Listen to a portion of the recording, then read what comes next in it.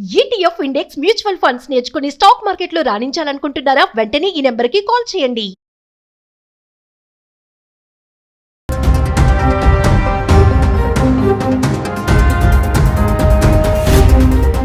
నమస్తే, welcome back to Suman TV. Present మనతో పాటు ఉన్నారు అనలిస్ట్ మందరి కృష్ణారెడ్డి గారు. నమస్తే సార్. నమస్తే అమ్మ. సార్, అమెరికాలో ఇప్పుడు హైయర్ చట్టం అమలు అవబోతుందంట. అంటే ఇది H1B ఫీజ్ కంటే చాలా ప్రమాదకరం అని చెప్పేసి, మరి మన ఇండియన్స్కి ఇది చాలా బ్యాడ్ న్యూస్, ఇది ఒక షాక్ అని అంటున్నారు. అసలు ఏంటి హైయర్ చట్టం అంటే? ట్రంప్ విధానాల్లో ఇంకొక సీరియస్గా ఆలోచిస్తున్నది.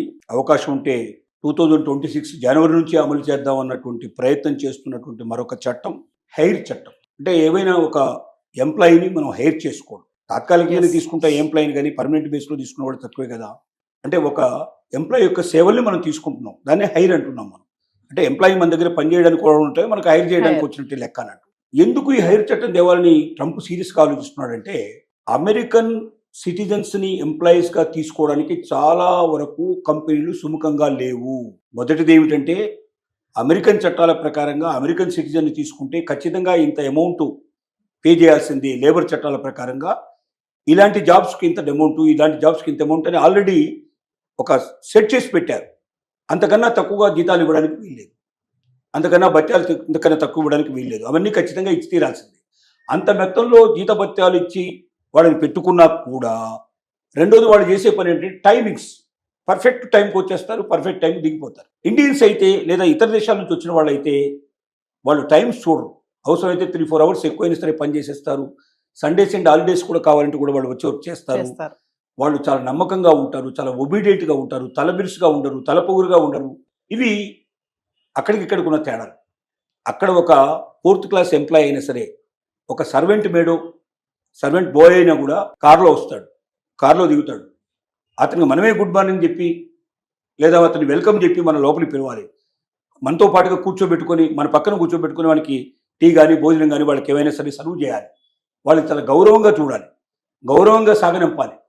ఇలాంటివన్నీ దీనికన్నా ఏంటంటే, వలసవాదులు అయినట్టయితే, వలస నుంచి వచ్చిన వాళ్ళైతే, ఇతర దేశాల నుంచి వచ్చిన వాళ్ళైతే ఎప్పుడు ఒబీడియంట్గా ఉంటారు.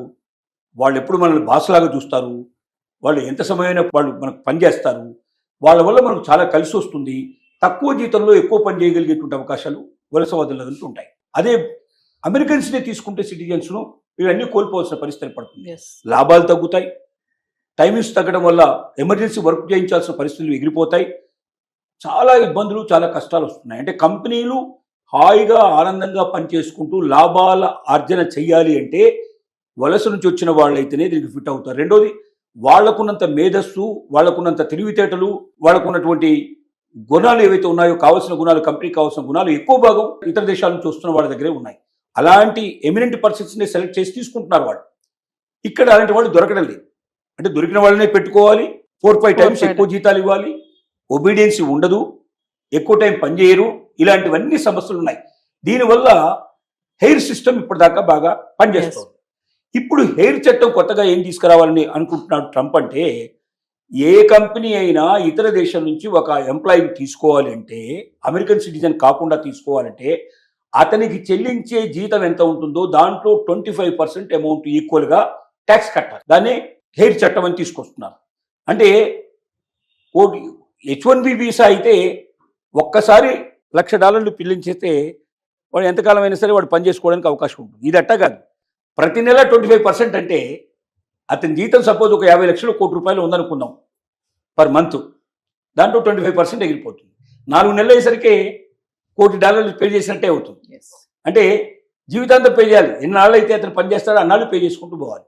ఇది పెద్ద గుడిబండలాగా తయారైపోతుంది. కాబట్టి హైర్ చట్టం తీసుకొచ్చినట్టయితే దాదాపుగా 80 to 90% ఇతర దేశాల నుంచి వచ్చేటువంటి టోటల్గా తగ్గిపోతుంది. అదిగాక H1B వీసాకు సంబంధించినటువంటి చట్టాన్ని మరి అమలు చేయాలంటే అక్కడ సెనెట్లో కొంచెం గొడవలు వచ్చేటువంటి అవకాశాలు ఏర్పడ్డాయి. అక్కడ చట్టాలు కూడా ఒప్పుకోవట్లేదు, అక్కడ ఉన్నటువంటి కోర్టులు కూడా దానికి వ్యతిరేకిస్తున్నాయి. కానీ హైర్ చట్టాన్ని వ్యతిరేకించడానికి అవకాశం ఉండదు. వీసా వేరు, ఇక్కడ ఉండే హైర్ చట్టం వేరు, రెండింటి మధ్య తేడా ఉంది. వీసా అనేది ఇతర దేశాల వాళ్ళు మన దేశంలో ప్రవేశించడానికి ఇచ్చేటువంటి ఒక అవకాశం. అది మన దేశం వాళ్ళు ఇతర దేశాలకు వెళ్ళాలంటే కూడా మనకు అవకాశం ఉంది. కాబట్టి ఒక దేశం వాళ్ళని మనం రిస్ట్రిక్ట్ చేస్తే రేపు పొద్దున మన దేశం వాళ్ళని వేరే వాళ్ళు రిస్ట్రిక్ట్ చేస్తారు. కాబట్టి అలాంటి చట్టాలు ఒప్పుకోవడానికి కష్టం. కానీ హెయిర్ చట్టాన్ని ఒప్పుకోవడానికి పెద్ద కష్టమైన విషయం కాదు. అది 100% ఆమోదించే అవకాశాలు ఉన్నాయి. ఒకవేళ ఈ చట్టం అమలు పరిస్తే 90% ఆఫ్ ది అదర్ కంట్రీస్ నుంచి వచ్చి పనిచేసేటువంటి వలసలో వచ్చేటువంటి విధానంలో వచ్చిన వ్యక్తులు ఎవరుతున్నారో వాళ్ళు రావడం ఆగిపోతుంది. కంపెనీలు ఆ సాహసం చేసే ప్రయత్నం చెయ్యవు. అప్పుడు ఏదో రకంగా అమెరికాలో ఉండే వాళ్ళని తయారు చేసుకుంటూ అమెరికాలో ఉండే వాళ్ళని డెవలప్ చేసుకోవడానికి ప్రయత్నం చేస్తూ అవసరమైతే వాళ్ళే ట్రైనింగ్ను డెవలప్ చేసి వాళ్ళే మలుచుకోవడానికి ప్రయత్నం చేస్తారు తప్ప ఇతర దేశాల వాళ్ళని వచ్చే అవకాశాలు పూర్తిగా ఆగిపోతాయి.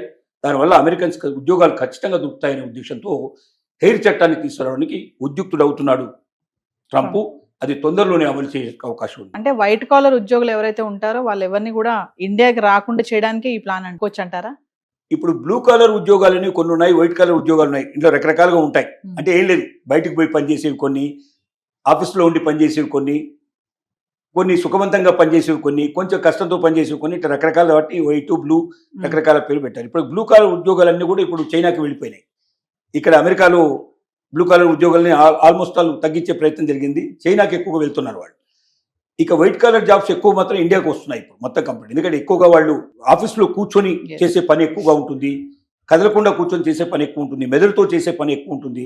ఇవి వైట్ కాలర్ జాబ్స్. ఈ జాబ్స్ లో ఇప్పుడు అత్యధికంగా ఉన్న వాళ్ళు ఎవరంటే ఇండియన్స్. కాబట్టి ఆ జాబ్స్ కూడా ఇండియన్స్ కి రానియకుండా, ఇతర దేశాల్లోకి రానియకుండా అవి కూడా వాళ్ళకే ఇచ్చేట్టు ఏర్పాటు చేయాలనేది ట్రంప్ యొక్క ఆలోచన. పోనీ హెయిర్ చట్టమే ఇంత ప్రమాదకరంగా ఉంది అంటే ఇంతకన్నా ప్రమాదకరమైనది మరొకటి తీసుకురావాలని ఆలోచనలో ఉన్నాడు. అదేమిటంటే ఏవైతే ఇప్పుడు అవుట్ సోర్సింగ్ విధానంలో సేవలు అందుకుంటున్నారో, అంటే అమెరికాలో కంపెనీ డైరెక్ట్గా పెట్టడానికి వీల్లేని వాళ్ళు అమెరికాకు మనుషులందరినీ తీసుకెళ్ళి అక్కడ సేవలు తీసుకోలేసిన అవసరం వాళ్ళు లేరు, ఇండియా నుంచే సర్వీసెస్ తీసుకుంటున్నారు. ఉదాహరణకి ఒక హాస్పిటల్ లోపల ఆ రోజు ఎంతమంది పేషెంట్స్ వచ్చారో అంతమంది పేషెంట్స్ సంబంధించినటువంటి బ్లడ్ కానీ లేకపోతే మిగిలిన వివరాలు కానీ తర్వాత వాళ్ళకి సంబంధించినటువంటి అన్ని డాక్యుమెంట్స్ అన్నీ కానీ అక్కడ ఏం చేస్తారంటే పేషెంట్ రికార్డులో ఇవన్నీ కూడా వచ్చేటట్టుగా భద్రపరుస్తారు.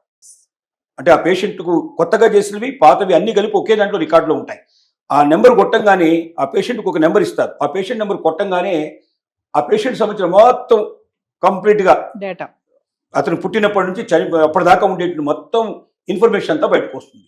అతనికి ఎన్నిసార్లు ఆపరేషన్ జరిగింది, ఏం చేశారు, ఏం జరిగింది, ఆరోగ్యపరంగా అతనికి ఉన్నటువంటి ప్రతి లక్షణం ప్రతి సంగతి తెలుస్తుంది. అంటే మళ్ళీ కొత్తగా పరీక్షలు చేయాల్సిన అవసరం లేకుండా వెంటనే వైద్యం మొదలు పెట్టడానికి అది ఉపయోగపడుతుంది. దానివల్ల సమయం కలిసి వస్తుంది, మనీ ఆదా అవుతుంది. ఇంకటి చాలా మళ్ళీ చేయాలంటే చేసినవే చేసి ఖర్చు విపరీతంగా పెరుగుతుంది. ఇండియాలో లాగా కాదు, ఒక పరీక్షకి ఇండియా లోపల ఒక 10,000 రూపాయలు ఖర్చు అవుతుంది అనుకుంటే అక్కడ లక్షల్లో ఖర్చు అవుతుంది. కాబట్టి వీటన్నిటిని నిరోధించడానికి అవకాశం ఉంటుంది. అది ఖచ్చితంగా మస్ట్ అన్నట్టు. అక్కడ ఉన్న చట్ట ప్రకారంగా ఒక పేషెంట్కు సంబంధించిన రికార్డ్స్ మొత్తం 100% అవైలబిలిటీ ఉండాల్సిన బాధ్యత గవర్నమెంట్ది. తర్వాత కొన్ని కంపెనీస్కి దాన్ని అవకాశం ఇచ్చారు. ఆ కంపెనీల పని ఏమిటంటే మొత్తం రికార్డ్స్ అన్ని భద్రపరచాలి. వాళ్ళు అన్ని హాస్పిటల్స్ నుంచి ఇన్ఫర్మేషన్ తీసుకొని భద్రపరచాలి. లేదా హాస్పిటల్స్కి అప్పచెప్పారు, మీ హాస్పిటల్లో ఎంతమంది పేషెంట్స్ వస్తారో అంతమంది సంబంధించిన రికార్డ్స్ మీ దగ్గర రెడీగా ఉండాలి. అది అక్కడే చేయాలంటే అమెరికాలోనే ఇవన్నీ చేయాలంటే విపరీతమైన ఖర్చు వస్తుంది. ఒక పేషెంట్కు వాళ్ళు చేసే ఛార్జ్ కన్నా పేషెంట్స్ రికార్డులు భద్రపరచడానికి అయ్యేటువంటి ఖర్చు చాలా ఎక్కువ. కాబట్టి ఏం చేశారంటే పేషెంట్ సంబంధించిన ఇన్ఫర్మేషన్ మొత్తం వాళ్ళు ఏముంది ఆన్లైన్లో మొత్తం ఇన్ఫర్మేషన్ పంపించచ్చు, వాట్సాప్ రూపంలో లేదా కాపీ చేసి పేస్ట్ చేసేస్తే ఇమీడియట్గా మొత్తం ఇన్ఫర్మేషన్ వచ్చేస్తుంది కంప్లీట్గా. దాన్ని తీసేసుకొని కంప్లీట్గా పంపించచ్చు. అలా పంపించినప్పుడు ఇక్కడ వాళ్ళు ఏం చేస్తారంటే దాన్ని అంతా ఒక పేషెంట్ దాంట్లోకి వచ్చేటట్టుగా చేసి దాన్ని ఏ రూపంలో ఎలా పెట్టాలో, పీడిఎఫ్లో పెట్టాలో, మిగతా దాంట్లో పెట్టాలో అన్నీ పెట్టేసి కంప్లీట్ చేసి ఆ ఫైల్స్ తిరిగి రిటర్న్ చేస్తారు. అది పేషెంట్కు అక్కడ వాళ్ళు భద్రపరిచి పెడతారు. అంటే వాళ్ళకి ఏమవుతుందంటే అమెరికాకు ఎంప్లాయీస్ని తీసుకెళ్లాల్సిన అవసరం లేకుండానే అక్కడ అయ్యే ఖర్చులు ఒక 5% 10% ఖర్చు పెడితే వాళ్ళకు ఇండియాలోనూ లేకపోతే ఇతర దేశాల నుంచో ఆ రికార్డ్స్ అన్ని చేసే అవకాశాలు ఉన్నాయి. అందులో అత్యధికమైన సర్వీసులు ఇండియా నుంచి వెళుతున్నాయి. 70% అవుట్ సోర్సింగ్ మొత్తం సంబంధించిన సర్వీసెస్ అమెరికాకు ఇండియా నుంచి అందుతున్నాయి.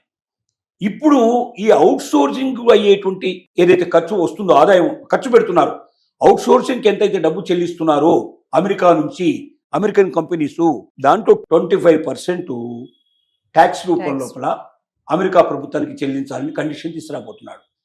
ఇది పెడితే చాలా కంపెనీలు అవుట్ సోర్సింగ్ ఆపేసే అవకాశం ఉంది. అవుట్ సోర్సింగ్ ఆపేస్తే మనకు వచ్చే జీడిపిలో 65% జీడిపి అంటే 100 రూపాయలు మనకు ఆదాయం వస్తుంది అంటే కేంద్ర ప్రభుత్వానికి, దాంట్లో 65 రూపాయలు సుమారుగా అవుట్ సోర్సింగ్ ద్వారానే సర్వీసెస్ ద్వారా మొత్తం సేవల్లో వస్తుంది. ఆ మొత్తం సేవల్లో ఎక్కువ భాగం విదేశాల నుంచి వచ్చేటువంటి దాంట్లో అమెరికా నుంచి వచ్చేది 70% సుమారుగా ఉంది. అంటే ఇంత పెద్ద మొత్తంలో వచ్చేటువంటి డబ్బు ఆగిపోతే ఇండియన్ ఎకానమీకే పెద్ద దెబ్బ తగిలే అవకాశం ఉంది. ట్రంప్ యొక్క మూడవ ఆలోచన ఏమిటంటే అమెరికా వాళ్ళకి ఉద్యోగం ఇప్పించాలని ఒక ఆలోచన అయితే, ఇతర దేశస్తుల వాళ్ళని తగ్గించాలని ఇంకొక ఆలోచన అయితే, భారతదేశాన్ని దెబ్బ కొట్టాలనే ఆలోచన మూడవ ఆలోచన. భారతదేశాన్ని ఎందుకు దెబ్బ కొట్టాలనుకుంటున్నాడంటే ప్రపంచ దేశాల్లో ఇప్పుడు భారతదేశం మనకు ఉన్న ప్లేస్ లోపల 4th ప్లేస్లో ఉన్నటువంటి దాన్ని థర్డ్ ప్లేస్ నుంచి ఫస్ట్ ప్లేస్కి వచ్చే అవకాశాలు మూడో దేశం నుంచి ఇప్పుడు ఒకటో దేశం రావడానికి మనం ప్రయత్నం చేస్తూ ఉన్నాం. ఈ ఒకటో దేశంగా వచ్చి అమెరికాను కూడా మించిపోవడానికి అతి ఉరకలు వేస్తున్న దేశం ఏంటంటే భారతదేశం. ఇంకా వేరే వాళ్ళు ఎవరు ఈ కాంపిటీషన్లో లేరు ప్రస్తుతానికి. అంటే భారతదేశాన్ని ఏమాత్రం కూడా ఎంకరేజ్ చేసినా, భారతదేశాన్ని మనం ఏమి మనకు జాగ్రత్త తీసుకోకపోతే, భారతదేశాన్ని మనం కంట్రోల్ చేయకపోయినట్టయితే ఈ దేశం అమెరికాను డామినేట్ చేసి నెంబర్ 1 దేశంగా ప్రపంచం లోపల best country, greatest country, number 1 place country కావాలని మోడీ చాలా పథకాలు వేశాడు, ప్లాన్లు వేశాడు. అందుకే లోకల్ ఫర్ వోకల్ అని, తర్వాత మనం పూర్తిగా వికసిత్ భారత్ అని రకరకాల తీసుకొచ్చి ఇక్కడే అన్ని వస్తువులు తయారు కావాలి. చైనాలో ఇవాళ అయితే చిన్న గుండు సూది నుంచి హెలికాప్టర్ దాకా అక్కడే తయారయ్యే అవకాశం ఉన్నాయో ఇక్కడ కూడా అలాగే తయారు చేయాలని ఇతర దేశాల నుంచి దిగుమతి చేసుకోకుండా వాళ్ళకి ఏం కండిషన్ పెడుతున్నా అంటే మా దేశంలో తయారు చేయండి, మీరే తయారు చేయండి, కానీ మా దేశంలో తయారు చేయండి, మా దేశంలో ఉన్న వాళ్ళకి అవకాశాలు కల్పించండి, మాకు పన్నుల రూపంలో మాకు దాని మీద కలెక్షన్ వచ్చేది చేయండి, తద్వారా మీకు ఎక్కువ రాయితీలు ఇస్తామని చెప్పి ప్రయత్నం చేస్తూ ఉన్నారు. ఇందువల్ల భారతదేశం అమెరికాను డామినేట్ చేయడం ఖచ్చితంగా జరుగుతుందని ట్రంప్కు అర్థమైపోయింది. కాబట్టి దాని నుంచి ఎట్టి పరిస్థితుల్లో భారతదేశాన్ని రానివ్వకుండా ఒకవేళ తగ్గింపజేయగలిగితే అమెరికాకు ముప్పు ఉండదు, అమెరికా నెంబర్ 1 ప్లేస్లోనే ఉంటుందనేది ఇంకొక భావన. ఇవన్నీ దృష్టిలో పెట్టుకొని ఒకవైపున మనకు హెయిర్ ట్యాక్స్ అనేది ఒకటి వేయడానికి ప్రయత్నం చేస్తున్నాడు, రెండోది అవుట్ సోర్సింగ్ ట్యాక్సెస్ అని 2 వేయడానికి ప్రయత్నం చేస్తున్నాడు. ఈ 2 అమలు అయితే భారతదేశం నుంచి ఒకటి అమెరికాకు వెళ్ళే వాళ్ళ సంఖ్య గణనీయంగా తగ్గిపోతుంది, రెండోది భారతదేశానికి వచ్చేటువంటి ఆదాయం గణనీయంగా తగ్గిపోతుంది. ఈ 2 రకాల ప్రమాదాలు అమెరికా భారతదేశానికి ఇప్పుడు పెట్టిన పరీక్ష. ఈ పరీక్షలోంచి ఇండియాలో ఎలా నెగ్గుతారనేది మనకు తెలియదు. Thank you.